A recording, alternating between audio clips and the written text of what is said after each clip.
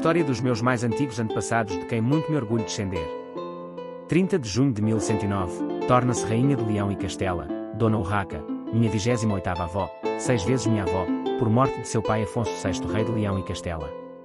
Era meia-irmã de Dona Teresa, Condessa de Portugal, mãe de Dom Afonso Henriques, Portugal Rex Primus. Dona Urraca, Rainha de Leão e Castela, nasceu em 1082 e morreu em Palência, no dia 8 de março de 1129, era filha de Afonso VI, Rei de Leão e Castela e de Constança de Borgonha, neta paterna de Fernando I, o Magno, Rei de Leão e Castela e de Sancha, infanta herdeira de Leão, e neta materna de Roberto I, o Velho, Duque de Borgonha e de Hélia de Semur. Dona Urraca de Leão e Castela, chamada de Urraca, a Temerária, foi Rainha de Leão, Castela e da Galiza. Assumiu o trono com a morte do pai, a 30 de junho de 1109 até 8 de março de 1126. Era filha de Afonso VI, Rei de Leão e Castela e de sua segunda esposa, Constança da Borgonha. Biografia. Dona Urraca nasceu em Burgos. Era a filha mais velha do rei Afonso VI de Leão e Castela e de sua segunda esposa Constança da Borgonha. Dessa forma, ela era a herdeira do trono dos reinos de Leão e Castela até 1107, quando o seu pai reconheceu o seu filho legítimo, Sancho, como herdeiro. O lugar de Dona Urraca na linha de sucessão tornou-a foco de políticas dinásticas e ela ficou noiva, ainda criança aos 8 anos de idade, em 1087, de Raimundo da Borgonha. Há divergências entre historiadores se Dona Urraca e Dom Raimundo estavam casados ou noivos, já que em documentos oficiais, Dom Raimundo aparece como genro de Afonso VI, algo que só poderia ser mencionado se eles já fossem casados. Há dúvidas se o casamento foi consumado antes de Dona Urraca ter 13 anos. A sua gravidez, aos 14 anos, sugere que ele foi consumado por volta dessa época. O casamento com Dom Raimundo era parte da estratégia diplomática de Afonso VI para atrair alianças além dos Pirineus. Dona Urraca deu à luz 2 crianças, uma filha, Sancha Raimundes, e um filho, Afonso Raimundes, que se tornaria no rei Afonso VII. Dom Raimundo faleceu em 1107, deixando-a viúva com 2 filhos. Dona Urraca tornar-se-ia novamente herdeira do trono com a morte de seu irmão, Sancho, na Batalha de Uclés, em 1108. Afonso VI reuniu os nobres do reino em Toledo e anunciou que sua filha era a escolhida para sucedê-lo no trono. Os nobres concordaram com a indicação, mas exigiram que ela se casasse novamente. Vários candidatos apareceram quase que imediatamente, incluindo os condes Gomes González e Dom Pedro Gonçalves de Lara. Afonso VI temia que as rivalidades entre os nobres de Leão e Castela se acentuassem se ela se casasse com algum desses pretendentes, então Dona Urraca foi dada em casamento a Afonso I de Aragão, preparando o caminho para uma união de Leão e Castela com Aragão. Reinado. As negociações para o casamento ainda estavam ocorrendo quando Afonso VI faleceu a 30 de junho de 1109 e Dona Urraca tornou-se rainha. Muitos dos conselheiros de Afonso VI e vários nobres do reino fizeram uma oposição silenciosa ao casamento de Dona Urraca com o rei de Aragão, por temer a influência que o rei teria sobre Dona Urraca e a política de Leão.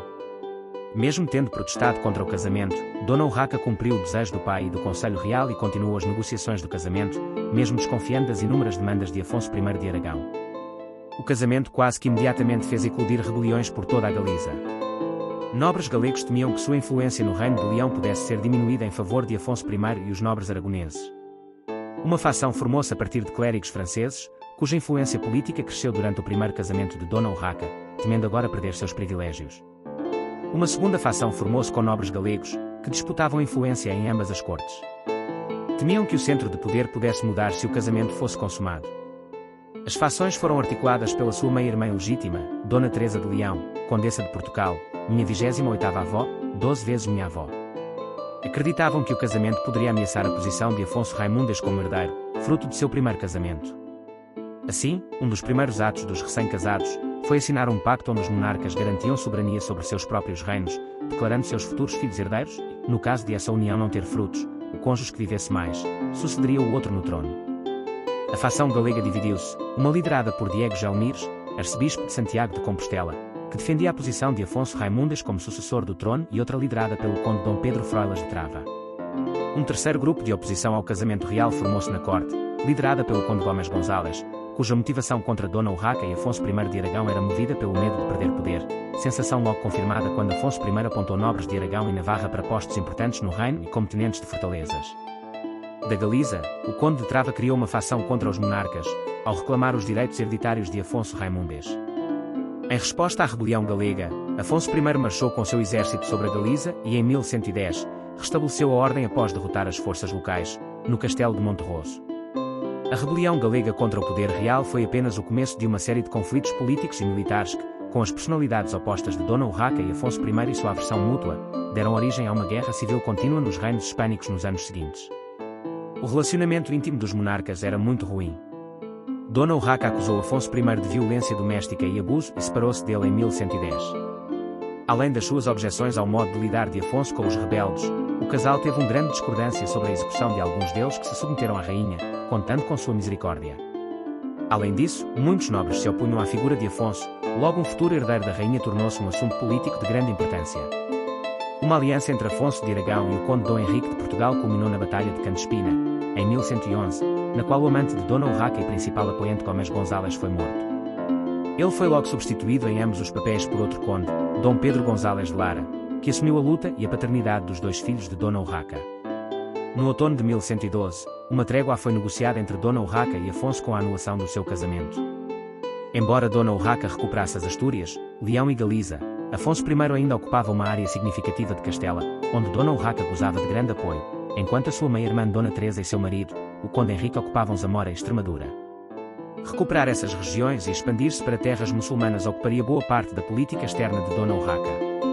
Historiadores alegam que o sucesso do reinado de Dona Urraca estava na sua habilidade de restaurar e proteger a integridade da sua herança, ou seja, o reino de seu pai, e transmiti-la para seu herdeiro. Caráter. Segundo a história espanhola, Dona Urraca é normalmente descrita como alguém prudente, modesta e de bom senso. Alguns dos seus oposicionistas atribuíam ao facto de ser mulher uma fraqueza e perversidade que eles geralmente atribuíam às mulheres. Era conhecida pelo seu charme e intelecto e por sempre tentar a diplomacia antes das armas. Morte e legado. Entre todas as mulheres da época e de sua idade, Dona Urraca era notável por manter a união do seu reino e governar com pleno direito, sempre usando de diplomacia e influência, preparando o caminho para a ascensão ao trono de seu filho, Afonso VII. Dona Urraca faleceu em 8 de março de 1126, durante o parto, uma causa de morte entre mulheres muito comum na época, mesmo com a idade de 46 anos, onde as gestações não são tão comuns. Família e descendência. Dona Urraca, rainha de Leão e Castela, minha 28ª avó, 6 vezes minha avó, casou com Dom Raimundo de Borgonha, meu 28º avô, 6 vezes meu avô, filho de Guilherme I, conde palatino da Borgonha e de Estefânia de Longwy, filha de Adalberto, conde de Longwy, duque da Alta Lorena e de Clemência de Foix, condessa de Bigorre, de quem teve. Afonso VII de Leão e Castela, meu 27º avô, 6 vezes meu avô, casou com Berengária de Barcelona, 27ª avó, 5 vezes minha avó, depois casou com Dona Urraca Fernandes de Castro, minha 27ª avó, 4 vezes minha avó, e finalmente com Riquilda da Polónia, minha 27ª avó, 4 vezes minha avó. Sancha Raimundês. Dona Urraca, rainha de Leão e Castela, casou com Afonso I, rei de Aragão, mas não teve descendência deste casamento. Dona Urraca, rainha de Leão e Castela, teve relações amorosas com Dom Pedro Gonçalves de Lara, conde e senhor da Casa de Lara, meu 28º avô, 6 vezes meu avô, filho de Dom Gonçalo Nunes de Lara, de quem teve 2 filhos. Dona Elvira Pérez de Lara, casada com Bertrand de Rainel, cruzado francês, meus 27º avós, 6 vezes meus avós. Fernando Pérez de Lara, El Hurtado.